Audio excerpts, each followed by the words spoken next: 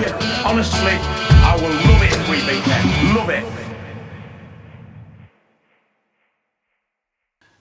Yes, everybody, what's happening? It's another edition of The Warm Down, and this week, I'm going to reel it back a little bit from the excitement. This week is the 60th anniversary of the Munich air disaster. You can go and check out my previous videos on that. You can also check out what's going to be getting released early tomorrow morning, so make sure you turn the notifications on, because I've got a very special documentary that I've done with my granddad with the help of Manchester United for a change, so I'm actually delighted with that. But today is all about one player in particular. I am delighted to be joined by James Leighton, who is the author of one of my favourite books. You definitely heard me talking about this. Just get it in so the light's not on it. Duncan Edwards, the greatest. Now, you didn't call him Duncan Edwards, he was above average, did you? You called it the greatest. Yeah, that's right, yeah. That was the whole basis for the book, I suppose, asking that question, is he the greatest, and then coming up with that conclusion. So, right, because you're not a United fan, we'll just introduce James to everybody. James is an author, he's from Cardiff, and you are a Cardiff City fan. I am, yes, unfortunately. About a Manchester United legend. So, tell us how that came about, please. Well, like I said, I've grown up being a Cardiff City ticket since I was young, and followed the highs and more often the lows of supporting a team in the lower divisions. So while I was, idolised Cardiff City and was more than happy games growing up as a child, my dad and a few of us from Cardiff would regularly go off on little pilgrimages, watch top flight football and the superstars of the day, from your Gazzers, your Dranolas, your Cantonars, your Henrys, and so on and so on. And whenever we'd be in the car on these journeys going to see a footballer we were all really looking forward to seeing, you'd compare them to players from yesteryear, and the conversation would always turn to, well, who was the greatest footballer of all time? It was just incredible how often we had these conversations, and more often than not, most of us would change our opinions and be swayed by other people's opinions.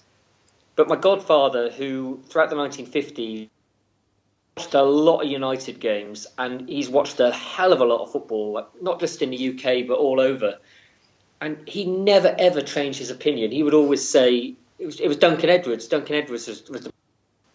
and my godfather would say Duncan Edwards. I would always say, oh, come on now. You're just saying that because he died such a tragic death. I mean, there's no way by the age of 21 you could say that he was the greatest footballer of all time. You could say he had the potential to be the greatest, but you can't say that. Not when we're comparing him to the likes of Pele and Best and people like that. And my godfather would say, no, he was still the best. Even when he died at 21, even by then, he was still the best. I'd seen enough. So it's like, wow, that is my godfather's not someone to bullshit either, or to come to hype. As the years went by and I started a writing career, that question was always reverberating round and round in my head. Was Duncan Edwards as good as they said he was? And so you'd go online and you'd try and get on YouTube and see some clips or old Man United videos, and there'd be little bits here and there. But it was really hard to judge. And I thought, well, what I'd love to do is dig into the archives and see what people were actually saying about him when he was actually playing, not after the tragedy of Munich, but when he was actually playing, what were people saying? And I thought I would selfishly love to research that subject myself. Time, team and individual to really dig into. And I thought, well, there's been books on United and the Babes, and there's a great book by Ian McCartney and Roy Kavanagh in the 80s about Duncan, but it'd been such a long time since a major Duncan book had come out. I did think there would be real interest in asking the question if he was as great as we all say he was. So you asked that question, you posed that question. I mean, for those of us that have read the book, we already know the answer, and the clue is in the title. Like I said, you didn't call it "This Lad Was Above Average." What do you think makes him so great? Because one of the things that stands out to me is the season before he wins a Ballon d'Or nomination, which I think for a defender is massive, and for a defender from England to be getting that recognition is massive, to be coming as high as he did in the Ballon d'Or rankings. He was also playing for the army on a regular basis, that's the thing, when he played around 100 matches, I think, didn't he, in the 56 season. That blows my mind when he's got the travel, which wouldn't have been the first class 2 hours back and forth to London that it was. Now it would have been like hours and hours and hours, hardly comfortable. The nutrition wouldn't have been great. The pitches would have been heavy. How the hell did he cope with being in the army, playing for the army, and then playing for Manchester United and putting in 10 out of 10 performances of a weekend? It's just, I mean, when you put it in that context, it's absolutely incredible that you think this boy, and he was a boy, was in the week doing full-time army work, and not only wasn't training at Manchester United, he was in the army at Shrewsbury, and he had to ask for leave from the army to play for Manchester United. In fact, there were some times where army games clashed with Manchester United games, and they wouldn't release him. So it's incredible, and on top of that, then asking for leave, as you said, to play for Manchester United and all the travel that entails. He wasn't just then playing for the army team itself; he was also playing for his barracks team. So he's racking up over 100 matches in a season. As you said, with terrible pitches, heavy balls, heavy boots, and he was someone who just didn't seem to get injured. He just loved it. I mean, there's this great story where. I might have even been this season. He was asked trophies to a five-a-side tournament, and Duncan like that and said, "Of course he would." But then when he realised that Manchester United had a junior tournament, he asked Sir Matt, "Well, I want to play as well. I don't want to present the trophies. I want to play." And this was an England international, Manchester United superstar, still wanting to play five-a-side football in amongst doing his national service. So he just had this incredible hunger for the game. He was obsessed. I mean, if we go back to the initial question about how great he was and why, I mean, that's one of the facets of it, was this incredible hunger to improve, to keep fit, to keep playing, to analyse the game. But he was also just a natural, straight from birth. His mother, Annie, recalls literally he didn't have to be taught how to kick a football. He just had this natural ability to strike a ball cleanly, which is almost like a God-given gift. And it wasn't then this natural talent he had. He writes in his book, Tackle Soccer This Way, that he would go out night after night after night and would practice kicking the ball against the wall with both feet. And sometimes in junior games, he would limit himself to playing with his weaker foot until, in the end, you couldn't differentiate which foot was stronger than the other. So that's some incredible foresight for a young man of his. Well, he was 21 when he died. For someone to have the foresight to think, I'm going to condition myself and limit myself in some games to make it harder for myself, and still probably be by far and away the best player on the pitch and improving himself as he's doing this. Yeah, and a lot of the time, he's playing against boys twice his age. Watching him as like a 7-year-old playing with a group of 15-year-old boys and slamming people everywhere. I mean, Duncan was also naturally strong. He had a great physique, but even though he was 6 foot plus and 12 stone, he was still very, very quick. And in his school days, actually, he was a top Morris dancer. And his teacher remembers him being, very dainty on his feet, very graceful, despite being such a big boy. So he had these natural this hunger, pick things up quickly. I mean, many a time his coaches said they would let him take the coaching session. They teach him once, he'd pick something up, and he'd just go away and take the session himself. And then he had this incredible character about him as well, where he was very quiet and shy and softly spoken off the pitch.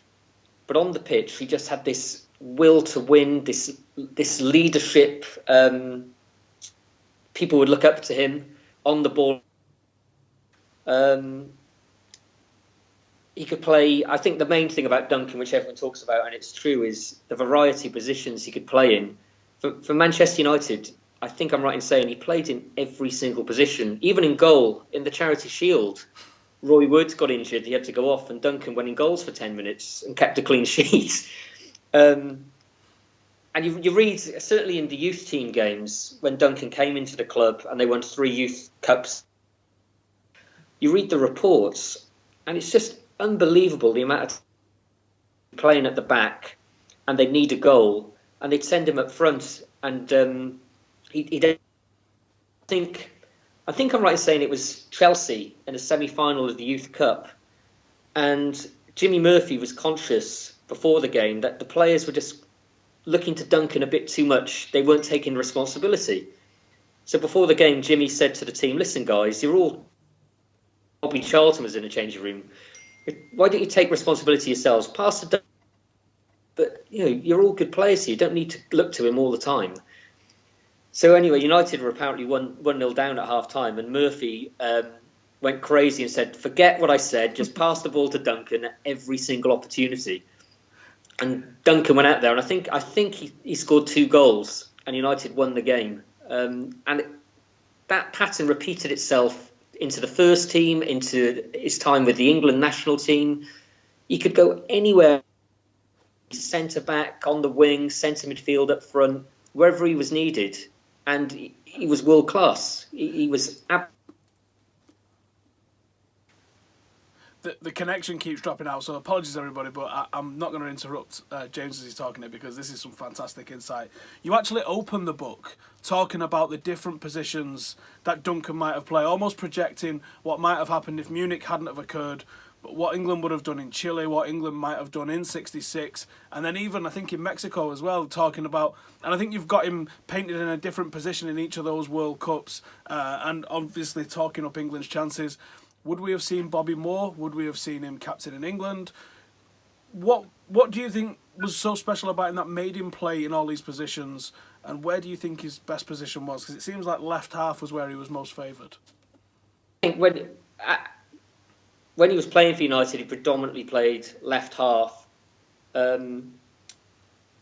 Which, can you explain to the listeners and viewers where that actually be? Because that would be like a left-sided holding the midfielder sort of role, like a number 6-ish, wouldn't it?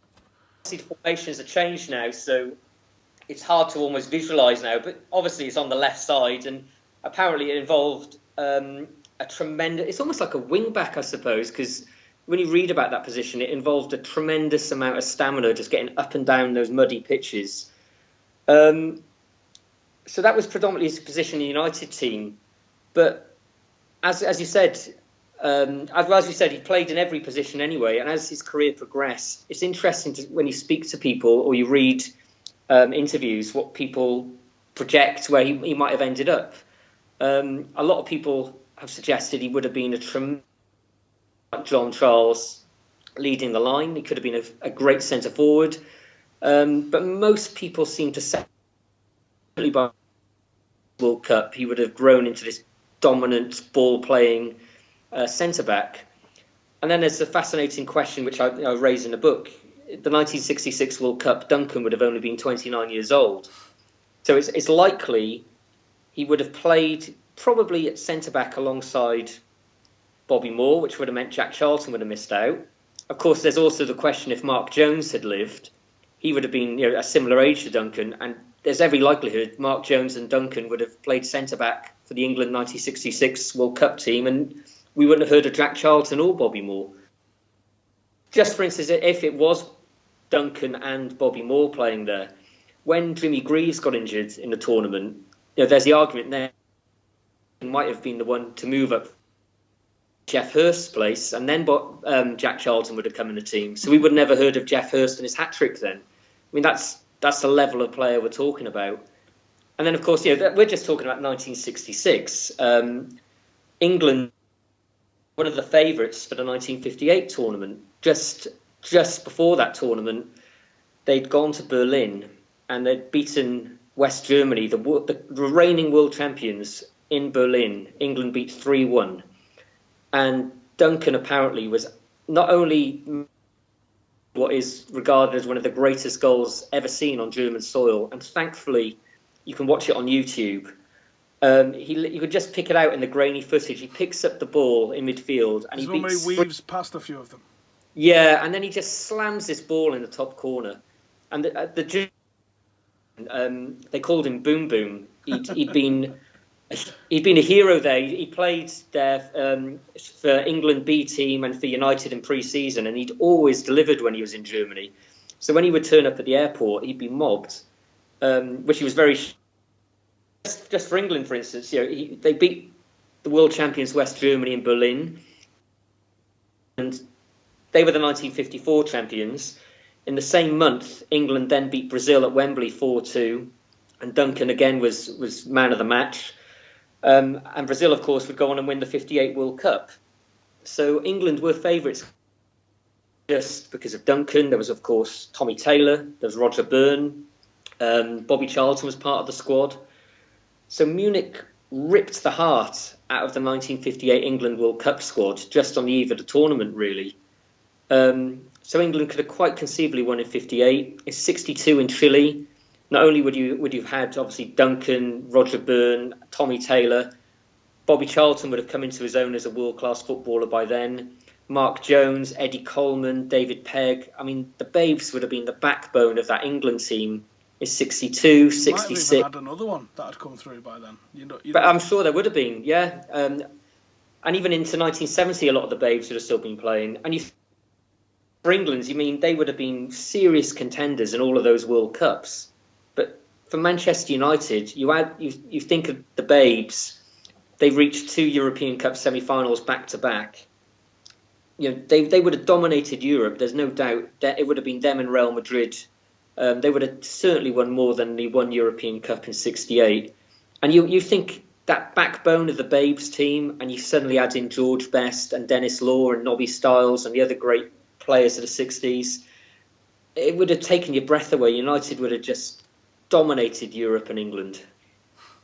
My granddad's adamant you wouldn't even have heard of Pelé if the '58 if the '58 England side would have been in kept '58 together. that was Pelé's tournament, wasn't it?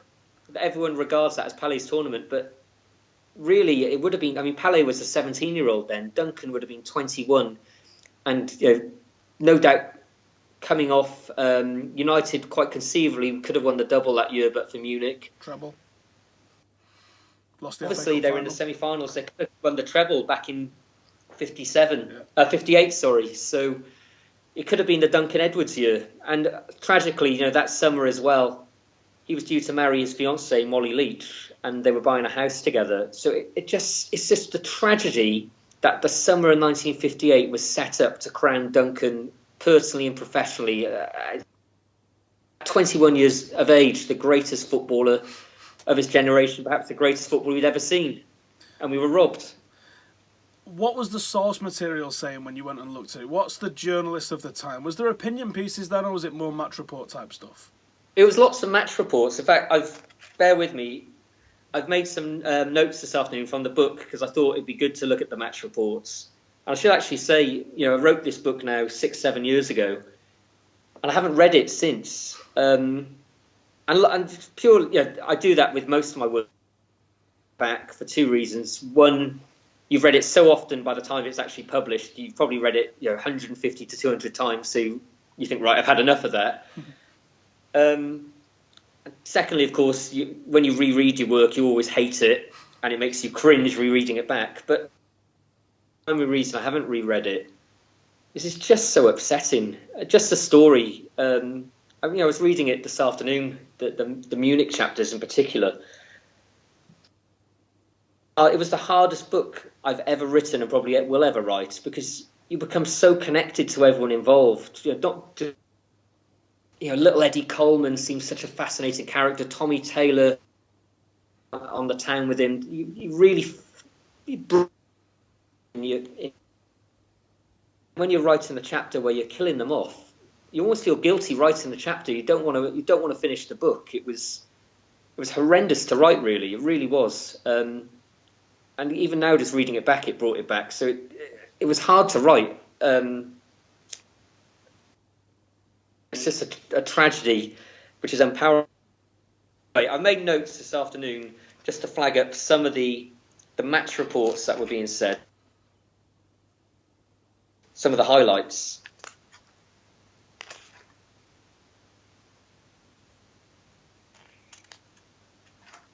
Now here, this is a great one. This is just prior to his debut against Cardiff City in 2 seconds. Let me just flick through this. So Duncan was just about to make his debut for Manchester United. He was 16 when he made his debut. Angel Gomez has just become the youngest, the fourth youngest player to play for us this century, and he's slotted in right behind where Duncan was. So 16. Yeah, just 16. And he'd only joined the club about 8 months earlier, and he'd risen all the way to get to this point. So his rise was babe standards. And this is just before he made his debut. Follows said this about Duncan Edwards before he'd even kicked a ball in the first team. Like the father of the first atom bomb, Manchester United are waiting for something tremendous to happen. This tremendous football force they've discovered is Duncan Edwards, who is exactly 16 and a half this morning. Though nobody can tell what will happen when Edwards explodes into First Division football, it will be spectacular. Take these two testimonials from chief coaches of other clubs after a recent Youth Cup game. Don't say I told you so, but this thing on two legs. Don't say I said so, but this boy Edwards has got the lot. What can you... Well, the important thing is that this boy Edwards is a man of 12 stone and 5 foot 10 inches in height. That gives him his first great asset of power. When he heads the ball, it's not a flabby flirtation with fortune. It is bold and decisive. When he tackles, it is with a man-trap bite. And when he shoots with either foot, not even Jack Rowley, the pride of Old Trafford, is shooting harder.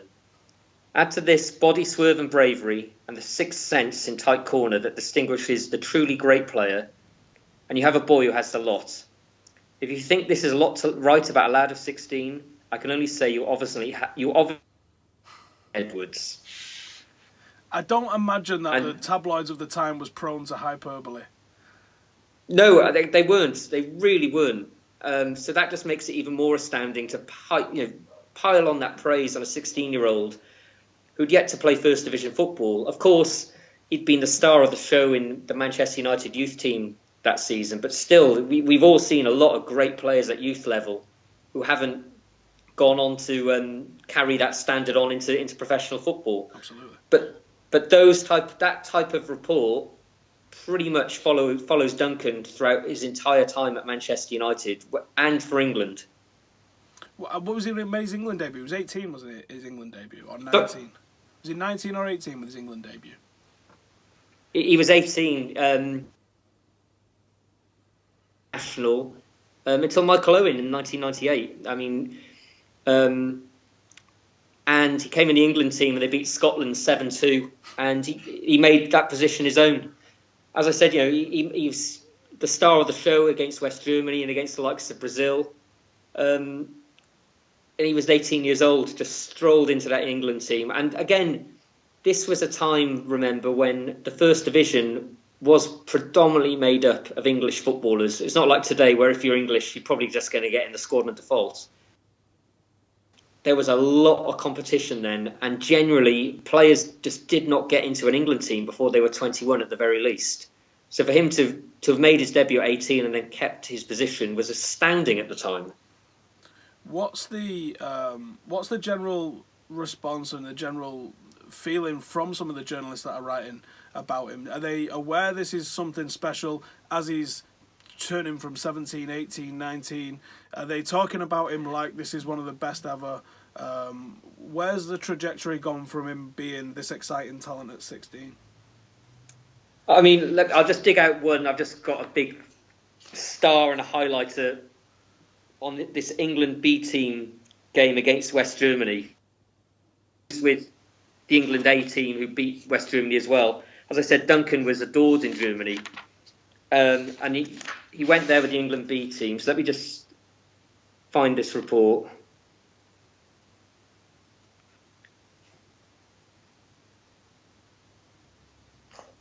Right, 2 seconds.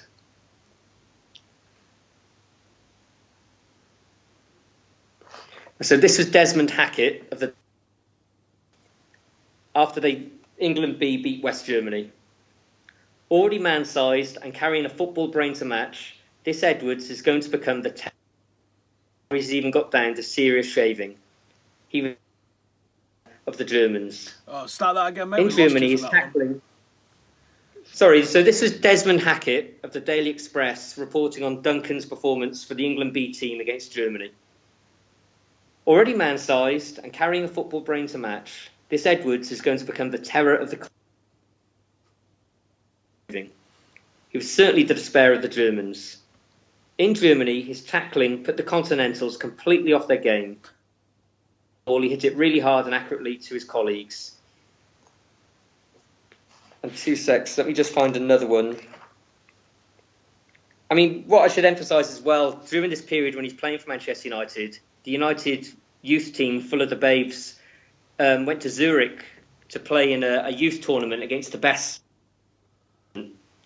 And the babes not only won the tournament, they caused such a sensation out there. This was just before the 54 World Cup, and all the national teams were preparing for the World Cup.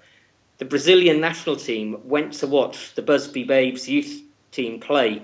They had heard so much about them, and they fell in love with them. The Brazilian team actually wanted to take Duncan and Billy Whelan home with them. They thought that much of them.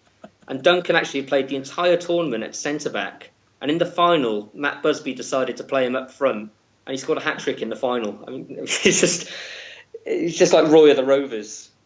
I think that's the issue with the Duncan Edwards mythology, is because it doesn't translate to what we see on the pitch now, where someone can be a Rio Ferdinand at the back and Ronaldo at the front. It doesn't make any sense to us watching this now.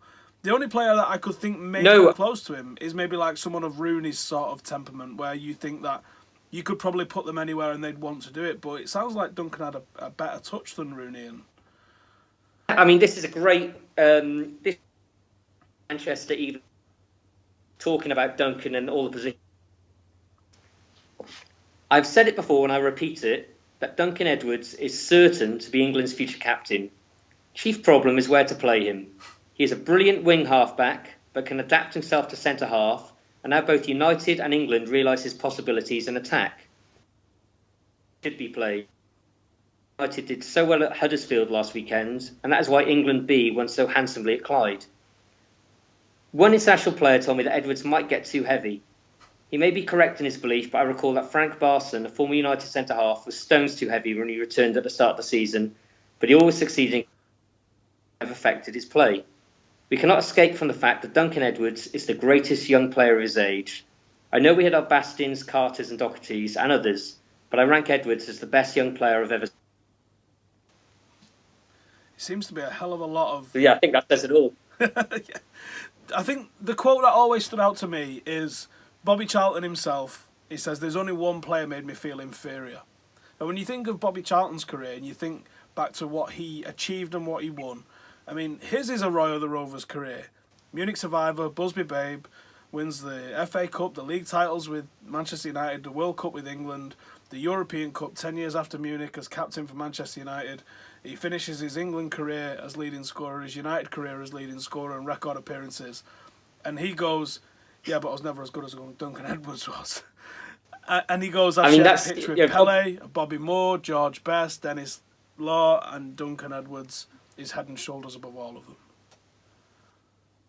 Charlton really shouldn't feel inferior to anyone. His career is beyond Hollywood. It is incredible when you think of what he achieved, as he said, and going from Munich, surviving Munich to winning the European Cup is a Hollywood script right there and then. Oh my God! If you'd throw it out, if Hollywood give you that script, you'd go, "Shut up, mate! No one's buying that. That didn't happen.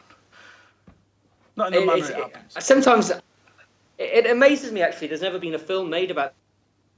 If it was in America, there would have been about 10 films made of Bobby Charlton surviving Munich to go on and win the European Cup. And a Ballon d'Or. Incredible, but... Sorry? And a Ballon d'Or. 66 Ballon d'Or. Oh, sorry, of course, yes. Sorry, you broke up then. But as you said, Bobby... I should say Sir Bobby Charlton played with and against the greatest footballers, not only of his age, but players like the Bests and the Pelés that we consider of all time. And for him to say, but Duncan was another level, is incredible. And of course, Bobby was Duncan's great friend. He writes warmly about how when he turned up to digs at Manchester United, Duncan would look after him. Duncan was the first person to welcome him in. And actually, when Bobby Charlton then started his national service, he was in the same barracks as Duncan. And instantly made him at home. He carried his beds into the barracks for him. So Bobby Charlton worshipped Duncan as a friend. So you could think, wow, maybe it is tainted by sentiment, Duncan. But as I've read, it wasn't just Bobby Charlton who was saying this at the time. The likes of Stanley Matthews. I mean, I've got a quote from Stanley Matthews here about Duncan. So just to prove it, United players picking him up. They're the greatest footballer of his age prior to Duncan coming in. This is what he had said about Duncan Edwards. He said you had to be strong with big, thick thighs. Edwards' build was no surprise, but he was so quick, and that was what made the difference. A player that size who was quick like that. And Stanley Matthews, what you would argue, I'm going to say newer player, but I'm going to also say he probably resented that modern style of footballer coming through. So for him to praise him, I'm just trying to put my head, and I'm just thinking, I can imagine someone that played to the age he played, I imagine he probably had a lot of shit to talk about younger players coming through. Well, it's amazing because you mentioned where England beat Brazil played. Stanley Matthews played, and he's 42 years old. So it's incredible to think of the age difference. And of course, what was amazing about not just Duncan was suddenly flooded the Manchester United team and started to infiltrate the England team. There was. We just lost you for a. Well, Lofthausen. We lost you for quite a bit then. Sorry. We lost you for quite a bit then, mate. Sorry. Oh, sorry. I'll repeat myself. What was amazing about this Babes team was as they started to flood the Manchester United, the England team, was there was this explosion of rock and roll and youth culture in the UK. So the likes of Stanley Matthews and the not now, it would almost dress in suits and trilby hats.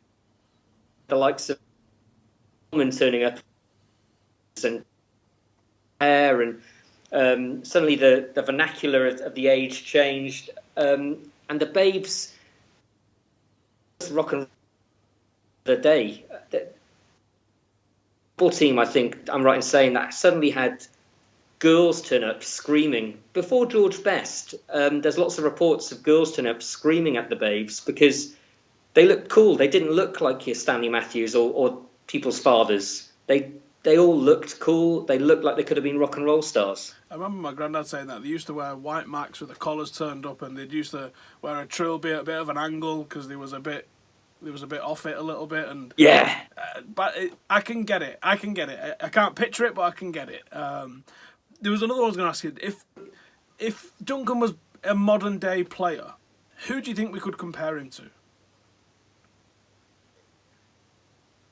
I think he's almost incomparable to a modern day player. I think you'd have to take elements of different players. I think when I wrote the book, I said at the time, he almost seemed spirit of like a John Terry, and then he'd have the midfield drive and shooting ability and passing ability of like a Steven Gerrard or Bobby Robson. You've got the wrong names here for this.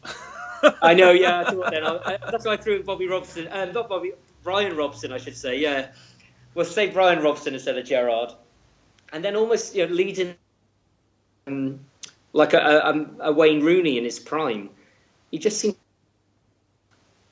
all of that in one footballer. So you can imagine in any given game, if you want Wayne Rooney in his prime up front, you move your John Terry from the back and put him up front. He